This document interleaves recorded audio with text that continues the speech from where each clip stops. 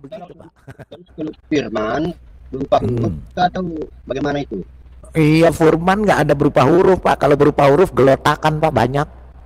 Tapi ini jadilah terangkan huruf-huruf, jadilah terang atau suara Iya, jadilah terang. Firman itu yang keluar. Firman itu yang menjadikan terang, Pak. dengan cara ngomong. Enggak. Dengan cara melakukan. Oh, bukan ngomong. Ya, bukan hanya ngomong, Pak. Nggak ada ngomong, Pak. Di situ nggak ada. Gini loh, kata berfirman itu kan bahasa Indonesia, Pak. Ya, itu yang menjadi masalah karena berfirman itu artinya berkata-kata kan. Iya, jadi gini. Jadi firman itu kalau di dalam bahasa aslinya artinya daya cipta, Pak.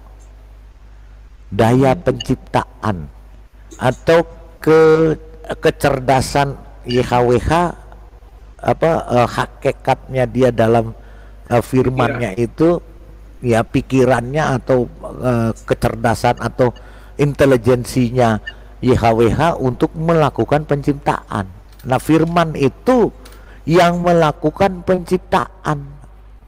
Berarti di ayat ketiga ini seharusnya dikatakan menciptalah Allah. Enggak, Bisa firman Allah menciptakan dunia ini melalui firman-Nya, Pak.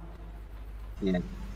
Makanya di Di Yohanes sini bisa di ayat ketiga itu berfirmanlah Allah, artinya berkata-katalah Allah. enggak, bukan berkata-kata, Pak, sebenarnya. Kita baca nih di Yohanes 1, Pak, ya. Ya, kita baca di Yohanes 1 Saya dari hafal ayat itu 1. pada mulanya adalah firman dan firman bersama-sama dengan Allah dan firman adalah Allah. Enggak, seterusnya, Pak. Jangan itu saja. Ya, ya. Nah, saya bacain ya. Firman itu pada mulanya ia bersama-sama dengan Allah atau dengan YHWH. Pada mulanya dia bersama-sama dengan YHWH. Karena firmannya itu ada di dalam dirinya YHWH. Terus ayat 3-nya segala sesuatu. Itu firman. Apakah di dalam dirinya itu kata-kata atau bagaimana? Ya enggak, Pak, firman, Pak. Pikiran atau hakikat memiliki daya pikirannya ya. daya ciptanya, daya kreasinya. Seperti Pak Ibnu Kalam, ketika Pak Ibnu Kalam akan berkreasi, daya ciptanya Pak Ibnu Kalam untuk menciptakan sebuah mobil. Ya. Nah, Pak Ibnu Kalam kan harus ini ayat mutasabihat namanya. Harus ditafsir. Enggak tahu, Pak. Enggak perlu ditafsir. Makanya saya jelaskan dulu Pak Ibnu Kalam di Yohanes 1. Pak Ibnu Kalam hanya baca Yohanes 1 ayat 1-nya saja.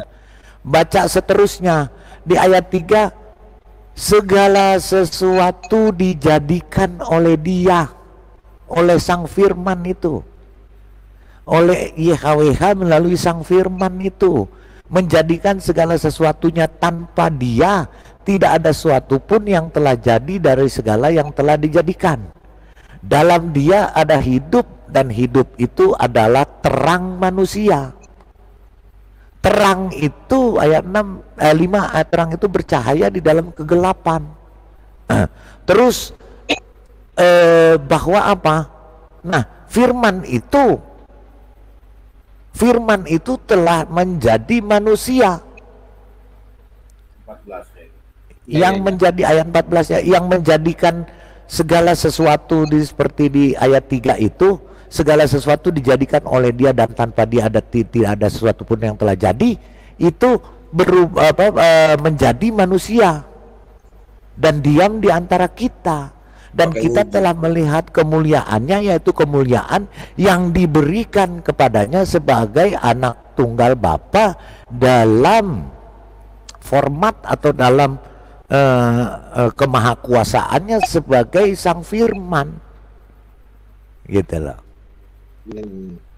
Jadi firman itu bukan kata-kata. Kalau tulisan lah, kalau tulisan atau huruf-huruf begitu YHWH berfirman, wah, itu di dunia kejatuhan huruf semua, Pak. Banyak gelotak jatuh. Ya, masalahnya saya berpikir dari jadilah terang itu kan kalimat atau Iya. kata-kata. Iya, di dalam Alkitab tertulisnya kalimat, tetapi di dalam esensinya saat saat Musa menuliskan itu Perintah, jadi kata perintah itu. terjadi ya terjadi gitu loh Pak. Ya, penciptaan. Ya, iya. Kun fayakun. Ya kayak kun fayakun Ya, dulu, Pak. ya kalau di dalam Bapak kun fayakun lah gitu, biar gampang. Jadilah terang, maka terang itu jadi.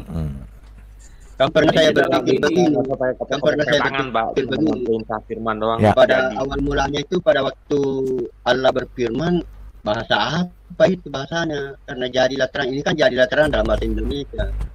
Ya, iya bahasanya bahasa Tuhan Pak, bahasa Tuhan yang diberikan kepada Musa, yang diperintahkan kepada Musa untuk diterjemahkan diterjemahkan ke dalam bahasa Ibrani, kira-kira begitulah Pak. Ya kalau mau pikir sampai ke situ pecah kepala kita Pak.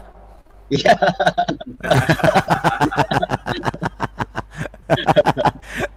Pak Ibnu Kalam nanya sama saya begitu, berarti Pak Ibnu Kalam sedang membunuh saya.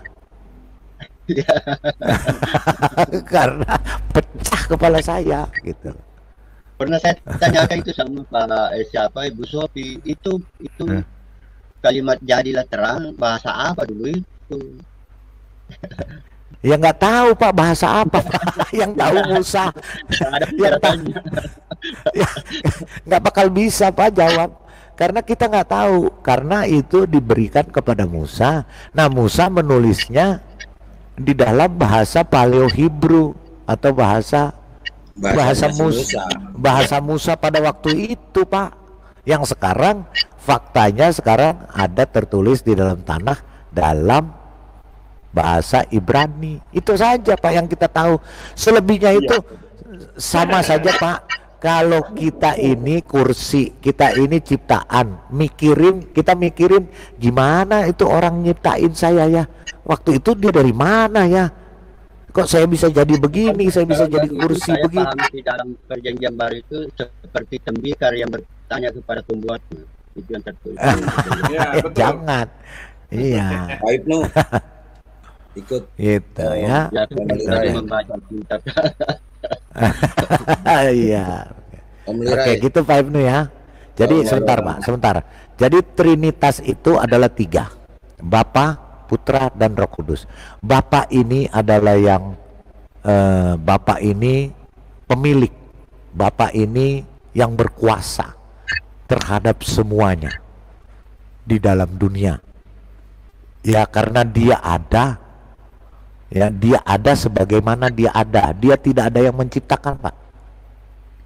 Ya, jadi dia yang dikatakan kemudian disebut sebagai yang maha kuasa.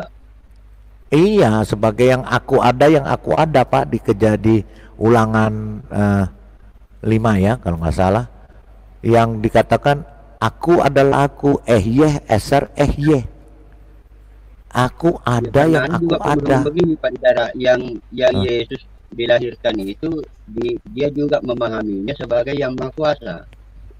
Iya. Yesus itu adalah yang maha kuasa. Iya, karena dia adalah YHWH itu sendiri dalam kecerdasan. Jadi gini, sebentar Pak ya, Bapak itu YHWH itu adalah pemilik, penguasa yang segala-galanya.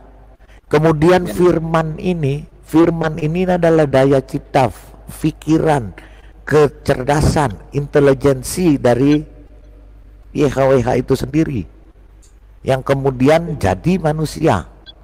Roh Kudus adalah roh kehidupan atau roh yang mendampingi, yang membimbing, dan itu adalah roh Allah, roh Elohim sendiri, YHWH sendiri yang keluar dari YHWH. Jadi firman dan roh ini keluar dari YHWH yang tadi adalah satu kesatuan. Terus begitu keluar apa jadi 3? Ya enggak, sama saja Pak Ibnu Kalam. Analoginya begini ya, tapi ini cuma analogi aja. Pak Ibnu Kalam beli sebotol air aqua, betul kan? Ya. Terus Pak Ibnu Kalam tuang satu di gelas yang kecil, yang satu di gelas yang besar. Terus yang di gelas yang besar sama yang kecil dibilang apa, Pak? Air. Air juga, tetap air kan, Pak? Kalau seperti itu penjelasannya, kenapa oneness dikatakan sesat? Loh, ya karena dia tidak mengakui ini, Pak. Karena dia mengakui bahwa Yesus itu adalah Allah juga. Ya memang air, tetapi airnya itu kan kan sama-sama air. Air itu ada di kodratnya. Kalau ini kan kodrat gelas ya, di dalam hakikatnya masing-masing. Di dalam hakikat gelas besar dan di hakikat gelas kecil. Tapi tetap isinya atau hakikatnya air. Ya. Bukan berarti air yang di gelas adalah air yang di botol. Air yang di gelas sama dengan air yang di botol. Enggak, karena dia sudah mewujudkan diri. Ya. Gitu loh, Pak. Jadi yang di gelas itulah yang dikatakan firman atau sang firman. Iya. Karena dia Firman yang jadi gelas kecil itu, yaitu firman yang jadi manusia. Begitu loh, Pak. Pak Ibnu, saya boleh nanya sedikit, Pak Ibnu? Itu Ya, Pak Ibnu, itu hanya analogi, sebentar. Itu hanya analogi ya, Pak. Tapi yang jelas begini, Pak. Tuhan tidak akan mampu kita selidiki, Pak. Dan tidak akan mampu kita urai. Dan tidak akan mampu kita cerna di otak kita sebagai manusia. Yang mampu kita cerna adalah di dalam metafisik kita atau di dalam rohani kita, ketika kita berkomunikasi dengan Bapa itu sendiri. Pasti kita Kan ngerti. ada di kitab Ayub itu, Pak Yedara. Allah itu Iya. tak terjangkau oleh pengetahuan kita. Nah, betul itu Pak Ibnu Kalam tak lebih tahu malah dari saya di kitab Ayub itu. Ya, makanya saya percaya kitab itu benar. Bukan Allah itu tidak akan terjangkau oleh otak kita yang ingin mengetahui, oh sebenarnya itu firman apa ya, sebenarnya Roh Kudus itu apa ya, nggak bisa, Pak. Ya, betul. Jadi itu yang sudah disampaikan oleh firman Tuhan, yaitu cuma saya berusaha menjelaskan dengan bahasa manusia. Nah, berarti kita kan harus pakai bahasa manusia. Bahasa manusia itu hakikat. Nanti kalau dibilang hakikat, oh kalau hakikat berarti gini dong. Kalau pribadi dikatakan, oh pribadi berarti ada 3 dong. Serba salah memang menjelaskan itu. Saya tambah dikit, Pak Lidara. Saya tambah dikit ya. Jadi gini, esanya manusia dengan esanya Tuhan itu berbeda sekali. Kalau esanya manusia kan saya ada di Makassar, saya tidak ada di Manado. Saya tidak ada di Balikpapan. Saya tidak ada di Jakarta. Tapi esanya Tuhan tuh memenuhi seluruh jagat raya alam semesta ini. Memenuhi seluruh bumi ini. Jadi esanya Tuhan tuh nggak bisa dihitung. Jamak. Bahwa Allah Elohim itu tidak bisa dihitung dan tidak bisa diukur. Tidak bisa diukur. Nggak bisa diuraikan. Nggak bisa diurai dengan otak kita. Terlalu maha besar dia itu. Yang kita paham itu sesuai yang Tuhan bukakan rahasianya kepada kita. Sejauh kita bisa memahaminya.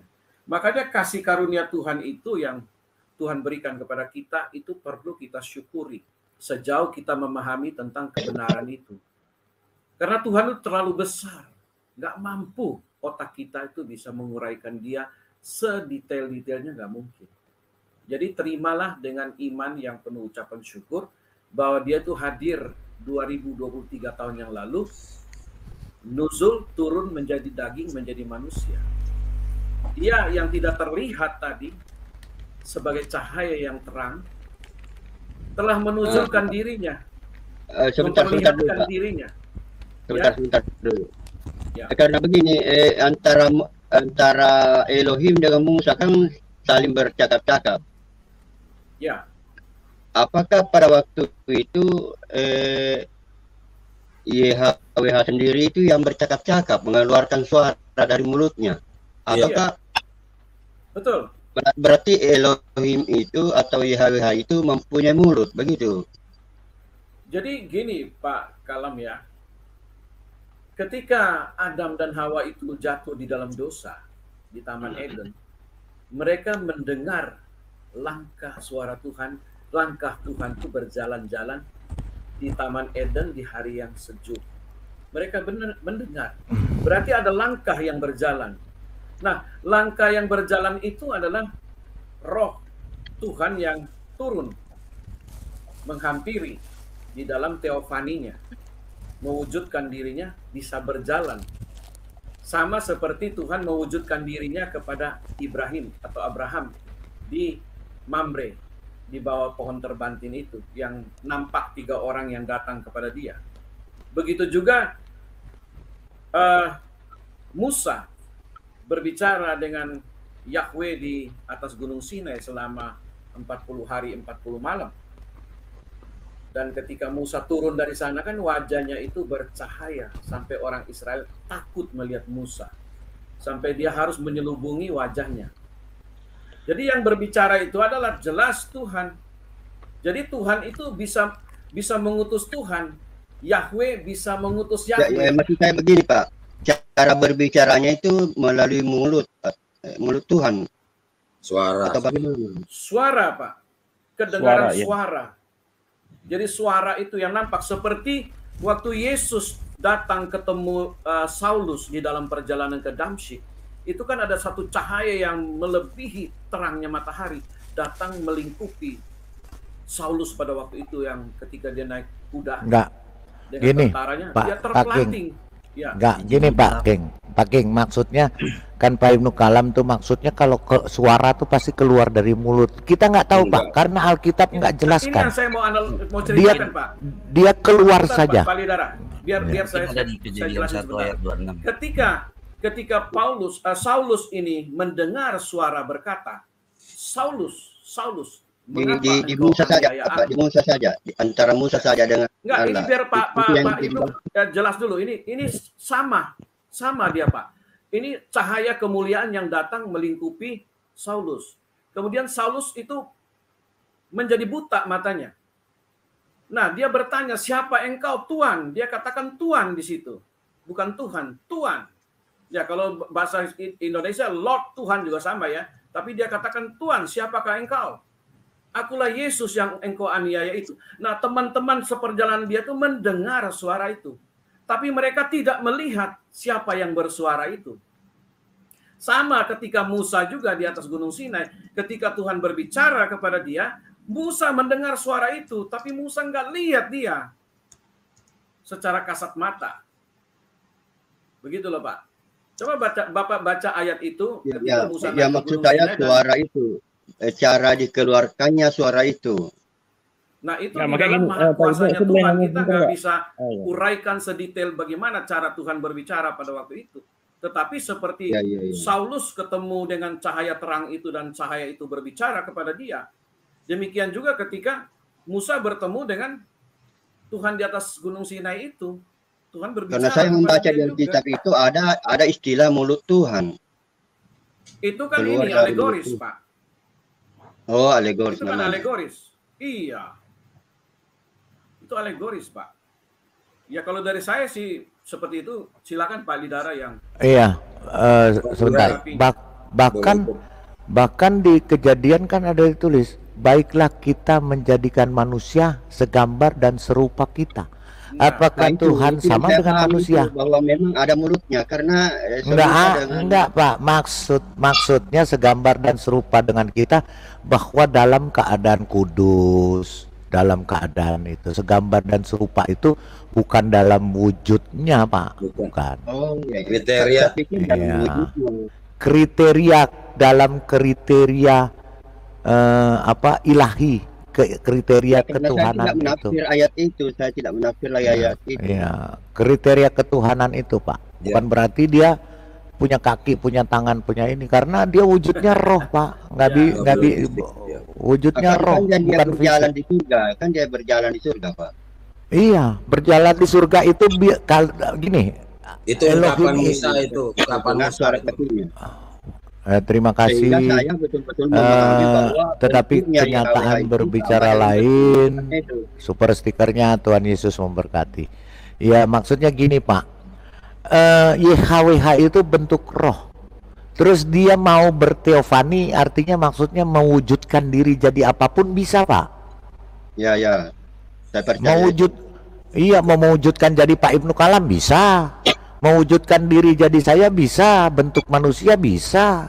Karena apa? Waktu bertemu dengan Abraham di Tarbantin, di Mamre, dia berwujud 3 orang pria. Ya. Gitu loh. Jadi tapi keilahian ketuhanannya itu ya tidak, dia bentuk roh yang tidak bisa terlihat siapapun, Pak. Tapi dia tidak akan terlihat. Diberi istilah teofani, makanya diberi istilah Ya, teofani. jadi gini, Pak. Harus dibedakan tidak bisa terlihat dengan memperlihatkan diri. Elohim itu tidak bisa terlihat, tidak ada seorang manusia pun yang melihat Allah. Ya, ya, ya. Tidak Ya. berwujud pasti. Tetapi bukan berarti dia tidak bisa menampakkan diri. Tidak bisa hadir, bukan berarti tidak bisa hadir.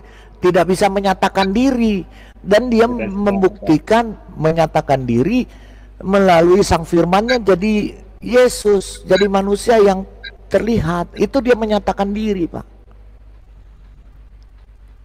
Ya, pada waktu Gitu. menyatakan diri itulah sebagian orang Kristen memahaminya dia bukan yang maha kuasa.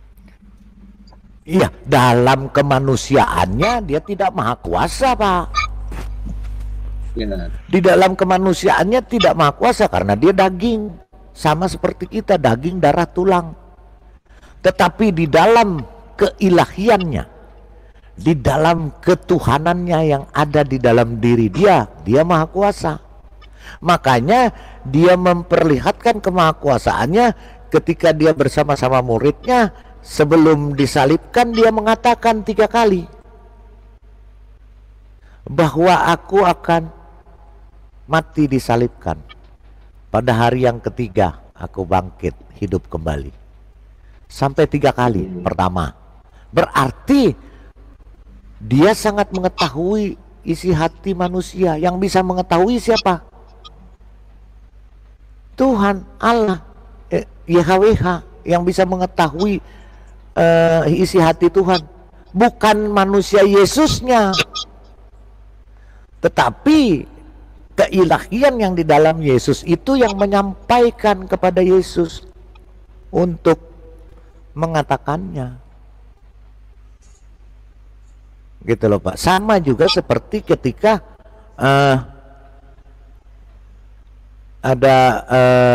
dia mengetahui ada muridnya, dia mengetahui Yudas yang akan menyerahkan dia.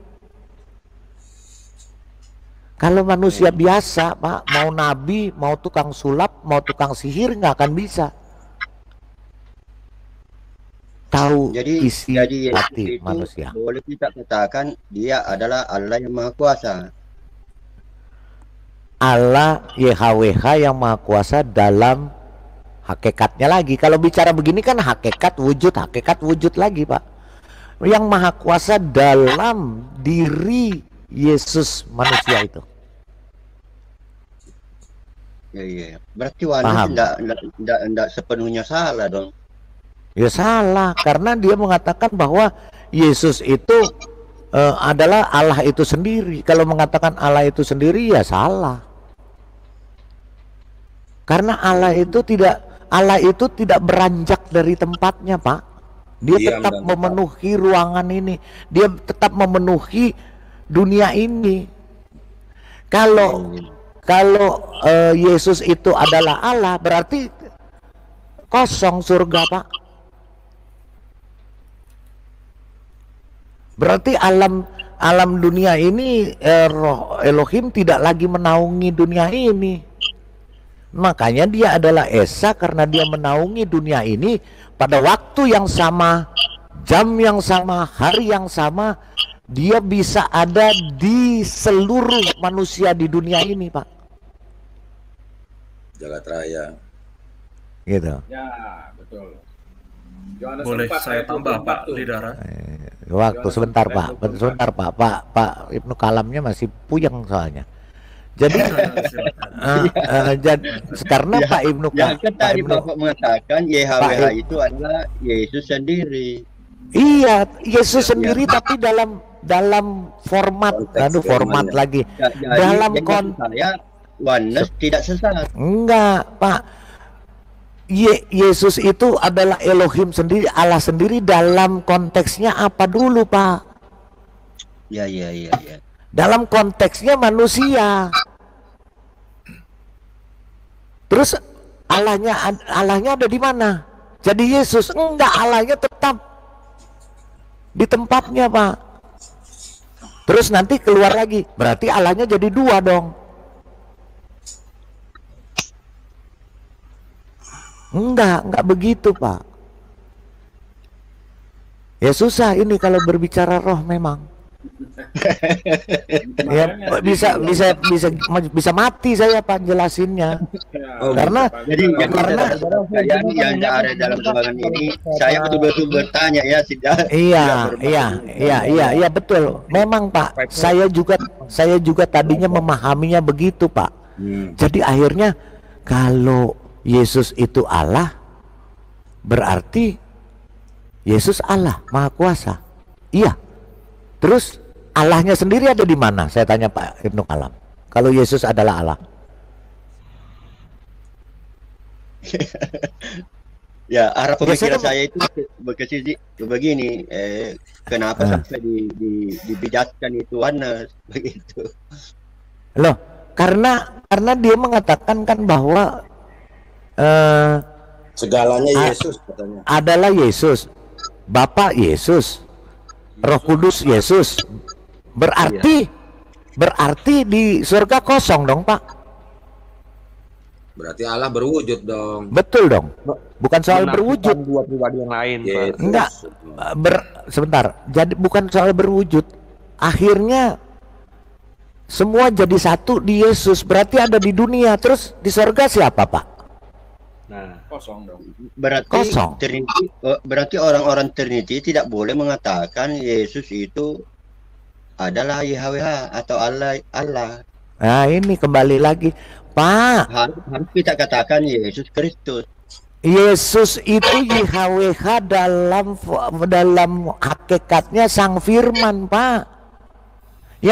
Sang Firman yang keluar dari Elohim. Elohimnya Allahnya itu tetap di sorga.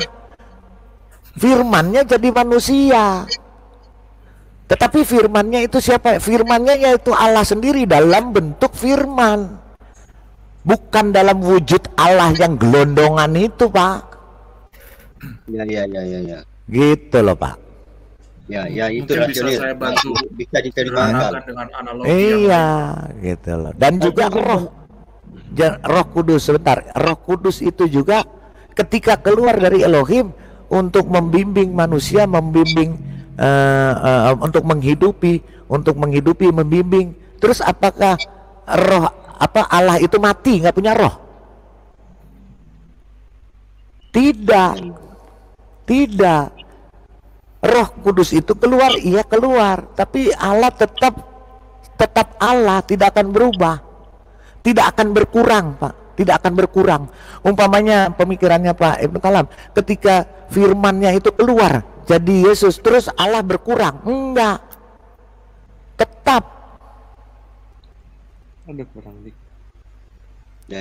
Ketika roh kudusnya keluar terus rohnya berkurang? Enggak, tetap.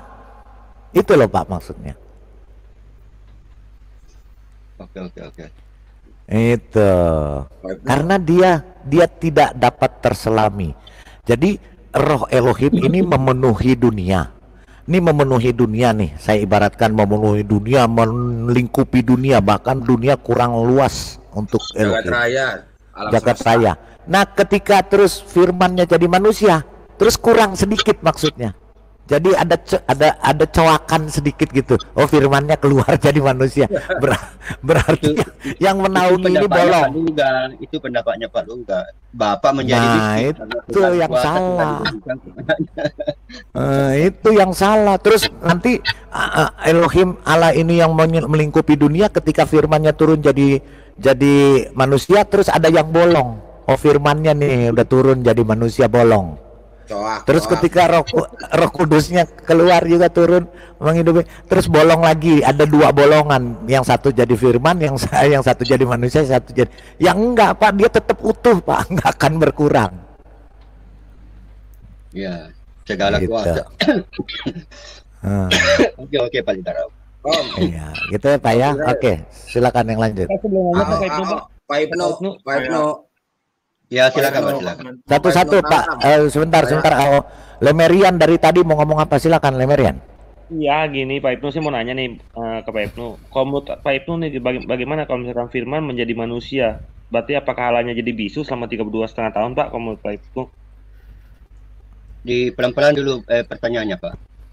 Kalau misal Allah kan Yesus itu kan firman yang menjadi manusia. Apakah saat Yesus menjadi manusia itu berarti Allah jadi bisu selama 32,5 tahun? Oh, enggak lah. Berarti kan firman itu bisa ada yang menjadi manusia, tapi Allah tetap bisa berfirman kan, Pak? Iya. Nah iya, seperti itu yang tadi dimaksud Pak Lintara, Pak. Tetap tidak mengurangi, Pak. Masalahnya ada penjelasan dari kelompok Kristen sendiri yang mengatakan segala kuasa telah diberikan kepada sang anak sehingga Bapa menjadi miskin. Sama saja begini Pak, sama itu saja Allah Pak Ibnu Kalam, sama saja di Islam ya, Pak Ibnu Kalam kan bang ini kan Islam, sama saja di Islam Allah bersama-sama dengan Allah as-sabirin ya, Allah bersama-sama dengan orang ya apa Pak, lupa saya. Innallaha mas-sabirin, sesungguhnya Innallaha mas-sabirin, Allah bersama-sama dengan manusia seluruh dunia. Apa Allahnya jadi terpecah-pecah? Ya. Enggak kan Pak? Ya sama dengan itu. Ya sudah dijelaskan oleh Pak Bambang Nursena itu. Ya sama berarti. Jadi Innallaha mas-sabirin, Allah bersama-sama dengan orang yang dikasihinya. Orang manusia di dunia ada berapa Pak? Ada taruhlah 3 miliar. Terus Allah jadi 3 miliar. Kan enggak, Allahnya tetap satu Pak. Ya. Nah begitu sama Pak. Clear ya Pak ya? Clear. Iya, oke. Silakan yang lain. Pak Ibnu Kalam. Ya silakan Pak. Iya, saya AO nih, WK. Ya Pak Ibnu, itu tadi waktu dikatakan percakapan itu dengan YHWH dan Musa itu bagaimana? Ya, itu belum kelar. Itu yang belum kelar Pak Lintara. Percakapan itu. Apakah suara itu diciptakan ataukah memang dari mulutnya Tuhan? Ya. Jadi kalau masalah tadi Pak Ibnu saya dengarkan tentang kalau ada suara kayaknya wajib keluar dari mulut. Ya tidak demikian bahwa suara itu harus dari mulut. Ya kalau kita ngambil percontohan sederhana ya seperti guntur, petir itu pun juga ada suara, namun itu tidak dari mulut kan. Nah mengenai percakapan itu di dalam bahasa teologisnya itu namanya berbahasa intuisi antara Musa dan sang bahasa Indonesianya adalah ALLAH, YHWH, lalu diterjemahkan ke dalam bahasa manusia oleh Musa itu dengan pengungkapannya dalam bahasa manusia. Dalam konteks itu Musa sebagai etnisnya adalah menggunakan language-nya adalah Paleo Hebrew itu pada zaman itu atau Ibrani kuno. Nah, maka itulah yang dituliskan, yang dituangkan secara tulisan manusia. Jadi itu hasil interaksi antara Musa dan YHWH secara intuisi.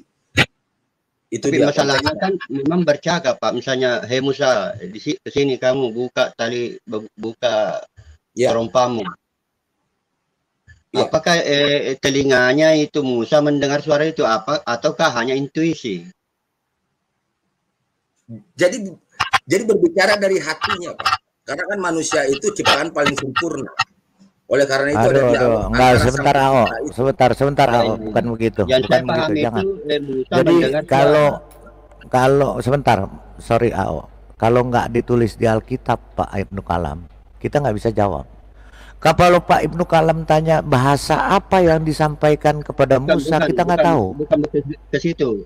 Telinganya Musa mendengar suara atau bagaimana? Pasti dia bisa mendengar suaranya. Contoh seperti Musa ketika Elohim YHWH menjadi semak yang terbakar. Dia dengar suara, ya. Bisa bersuara, ya. Wujudnya ada, nggak ada. Wujudnya api.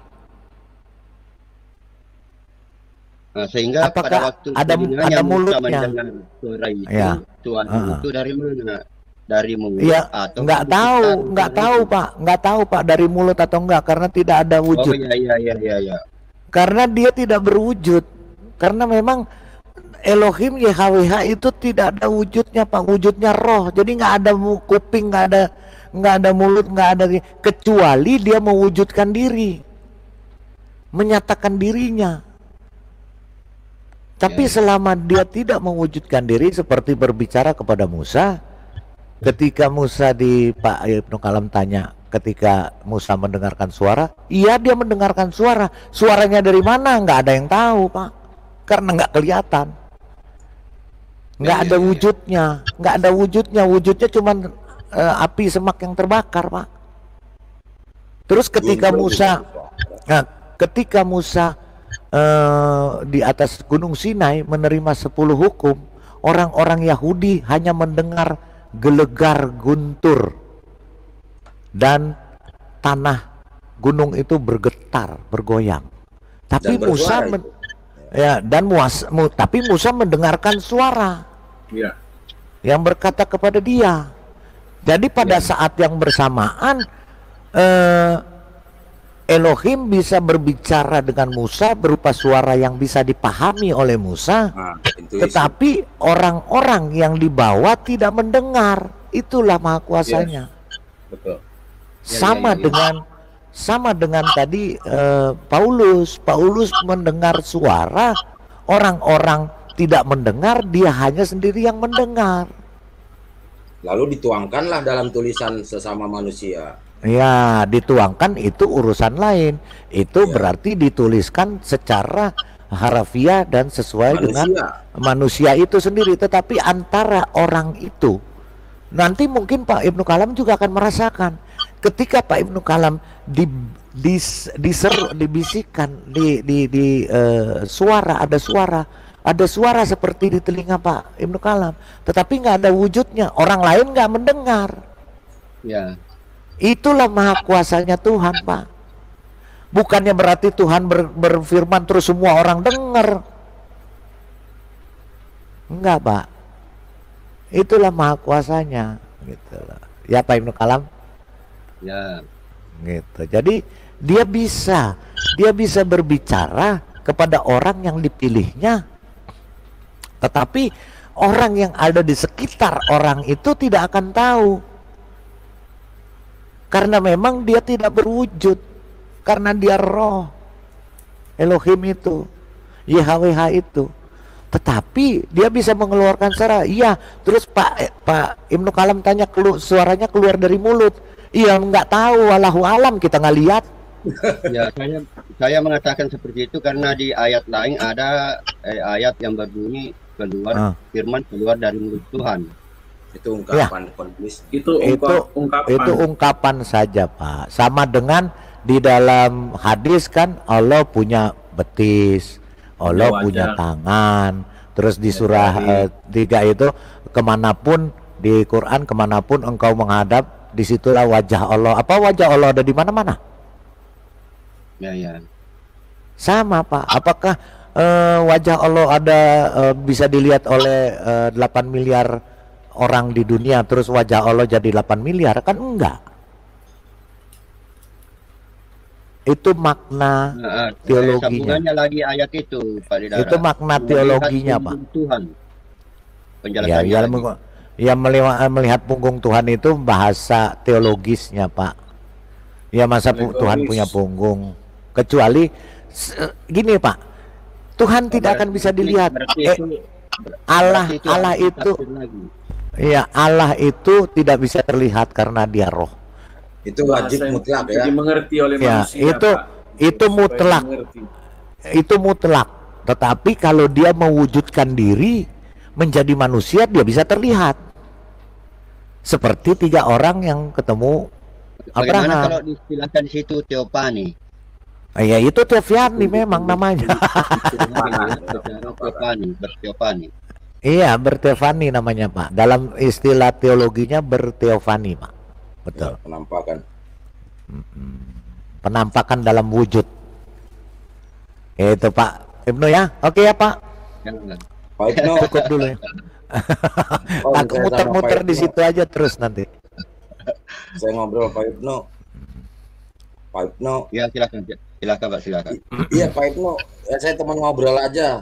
Ini teman ngobrol sambil pakai bahasa obrolan. Ya jangan ngobrol. Ini masih banyak yang mau ngomong. Ada AO, ini masih ngantri yang lain. Ya silakan 2 menit, silakan. Iya jadi Pak Ibnu itu mengenai firman. Pak Ibnu memang bayanginnya Tuhan Sang Pencipta itu apa kosong melompong ya?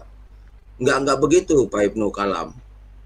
Tuhan Sang Pencipta itu memiliki suatu hal, yaitu ya firman-Nya sebagai alat pencipta itu. Maka kalau saya pakai bahasa obrolan, Tuhan Sang YHWH itu memang numpangin firman-Nya di tubuh manusia itu. Dan itu pilihannya sebagai makhluk ciptaan yang paling sempurna itu ya itu manusia. Maka ditumpangilah itu firman-Nya itu yang dari kitab Kejadian dan berwujudnya secara fisik tubuh manusia itu di kitab Yohanes yang tadi Pak Ibnu bahas juga begitu. Jadi jangan bayangkan bahwa firman itu wajib rangkaian kalimat begitu ya, rangkaian tulisan begitu, karena memang sejumlah keagamaan lah begitu di dunia ini memang ada yang begitu memang gitu. Namun kalau di dalam iman kepada Kristus, firman itu adalah firman yang dari Sang YHWH itu, lalu konteks perwujudannya hanya sekedar firman-Nya sajalah dijadikanlah wujud itu, numpangin wujud manusia itu, yaitu bayi Bethlehem itu, Pak Ibnu. Ya jadi jangan juga kalau mau membahas tentang metode tata kelola beriman kepada Kristus menggunakan metode keimanan lainnya. Nggak bisa plug play ya. Nggak bisa langsung sinkron begitu. Apa yang ada di benaknya Pak Ibnu Kalam kalau memaknai artian firman itu mesti ada rangkaian paragraf kalimat ya, terus tadi tentang suara itu harus wajib keluar dari suatu bentuk fisik mulut yang kayak gitu-gitu nggak bisa Pak Ibnu Kalam, karena setiap kepercayaan atau keyakinan atau apapun namanya itu memiliki metodenya masing-masing. Ya jadi jangan dipukul rata semua metode tata kelola beriman itu sama dari berbagai pihak. Ya jadi firman yang dikatakan terang yang keluar dari terang, sebetulnya kalau kita pinjam dengan cara ringan, sebetulnya kan saya juga dengar suara Pak Ibnu Kalam kan ada di mana kalau nggak salah ada di Sulawesi. Namun kan itu katanya juga itu Sulawesi. Kan saya nggak tahu kalau Pak Ibnu lagi ada di Brunei Darussalam. Tapi saya terima suara Pak Ibnu tanpa harus wajib saya menuntut melihat mulut Pak Ibnu Kalam toh. Kan begitu. Ya cara ya katakanlah mengambil percontohan yang gampangnya. Ya jadi kalau Sang YHWH itu jangan dibayangkan itu Allah itu kosong melompong begitu ya, karena nanti ada juga Roh Kudus ya, dan tentunya tadi yang kita obrolin tentang firman itu yang ada di dalam Sang YHWH itu lalu dikeluarkan dan menggunakan tubuh manusia itu dalam konteks untuk menjalankan apa yang ditulis di dalam kitab Perjanjian Lama, bahwa konteksnya adalah penebusan dosa bagi manusia, bagi sosok makhluk manusia itu. Ya, maka firman itu diwujudkanlah secara wujud yang kasat mata, yaitu menunggangi makhluk yang namanya manusia itu. Maka karya keselamatan itu dijalankan secara fisik, yaitu dari kelahiran anak Bethlehem, mati di Golgota, lalu bangkit itu betul-betul mewakili daripada konteks yang ditulis, yang di apa ya, pakai bahasa gampangnya, yang dikatakan, yang diprediksi, yang dirancang di dia sudah paham dah. Pak Ibnu Kalam. Ya. Gantian Tadi ya. pula saya berpedoman kepada kitab Ibrani pasal 1 ayat 1. Oke, Endi, silakan Endi. Allah berfirman dengan anak-anaknya itu Ibrani pasal 1 ayat 1. Endi. Halo Pak, ya Pak, shalom. Ya. Shalom, silakan. Oke Pak, mungkin saya juga mau